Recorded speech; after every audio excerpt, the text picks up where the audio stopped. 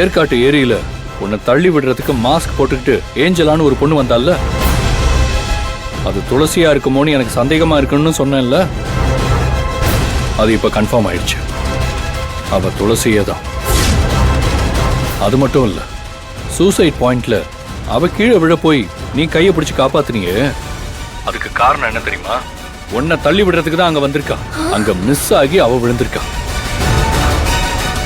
அது தெரியாம நீ அவளை காப்பாத்திருக்க.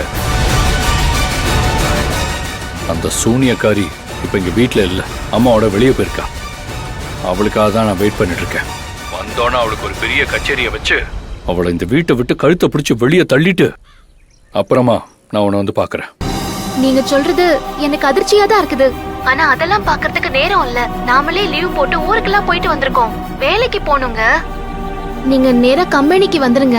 ஆனந்தி, ஆனந்த துளசிய. ஐயோ, அதெல்லாம் அப்புறம் பாத்துக்கலாங்க. நீங்க சீக்கிரம் கிளம்பி வாங்க.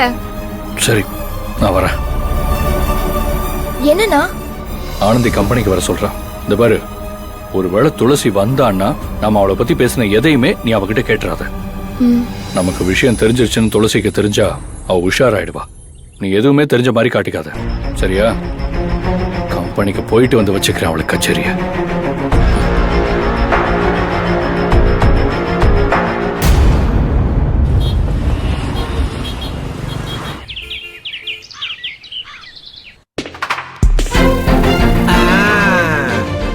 அப்பாடா. ஏய் முத்து, எதுக்குடா இவ்வளவு பெரிய கேக்கு?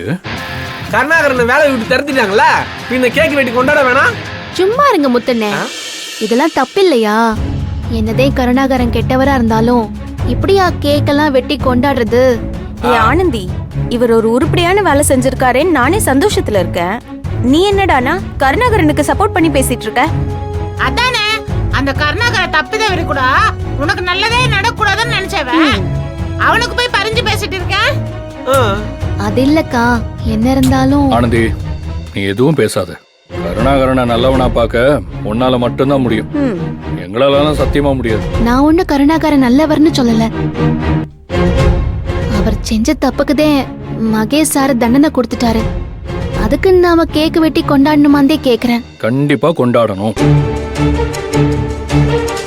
ஏன்னா அந்த கருணாகரன் என்னென்ன அநியாயம் அக்கிரமம் பண்ணிருக்கான்னு எங்களுக்கு தான் தெரியும்.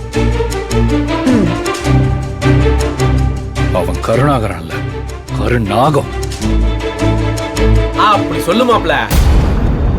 என்னைக்காவது நம்மள மனுஷனா மதிச்சிருக்கான் அந்த ஆளு? வேலைக்கார அடிமைகளான அவன் சொல்லும் போது நீ கூட கேட்டுட்டு தானே இருந்த ஆனந்தி? நம்மளையும் அவன் மதிச்சது இல்ல, நாம மதிக்கிற மாதிரி அவன் நடந்துகிட்டதும். சரி விடு, நம்ம மதிக்கலனா போறான். அவன் மதிச்சு நமக்கு என்ன கிடைக்க போகுது? எந்த யூஸும் இல்லை. ஆனா செய்யற வேலைக்கு, வேலை பார்க்கிற கம்பெனிக்கு, சம்பளம் கொடுக்கிற முதலாளிக்கு உண்மையாவாச்சும் இருக்கணும்ல? அதுவும் கிடையாது.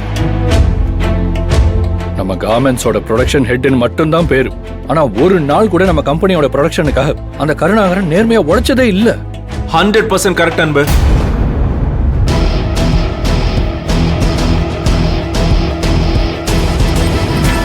சார், கேக் கட் பண்ணும்போது நானே உங்களை கூப்பிடணும்னு இருந்தேன் சார். எங்க உங்களை டிஸ்டர்ப் பண்றதுன்னு பயந்து சும்மா இருந்துட்டேன். நீங்களே வந்துட்டீங்க சார். Super sir. நான் உங்களுக்கு வேற ஒரு விஷயம் சொல்ல வந்திருக்கேன். நான் சொன்னதுக்கு அப்புறம் அதுக்கும் சேர்த்து கேக் கட் பண்ணுங்க. என்ன சார் அது? சொல்றேன். அன்பு, கம்பெனியோட ப்ரொடக்ஷன் ஹெட்டா இருக்க கருணாகரனுக்கு தகுதி இல்லைன்னு சொன்னல, அது 100% கரெக்ட். அந்த தகுதி நம்ம கம்பெனில இருக்கிற வேற ஒருத்தங்களுக்கு இருக்கு. அது வேற யாரோ இல்ல, நீதான். மாப்ள,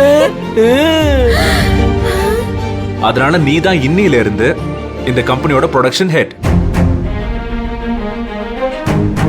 கங்க்ராச்சுலேஷன்ஸ் அன்பு. சார், என்ன சார் அது? Sir super sir. முத்து, அமைதியாரு. சார், நான் எப்படி சார்? இல்ல சார், நான் ப்ரொடக்ஷன் ஹெட்டா சார். என்னாலலாம் அது உங்களால முடியும்.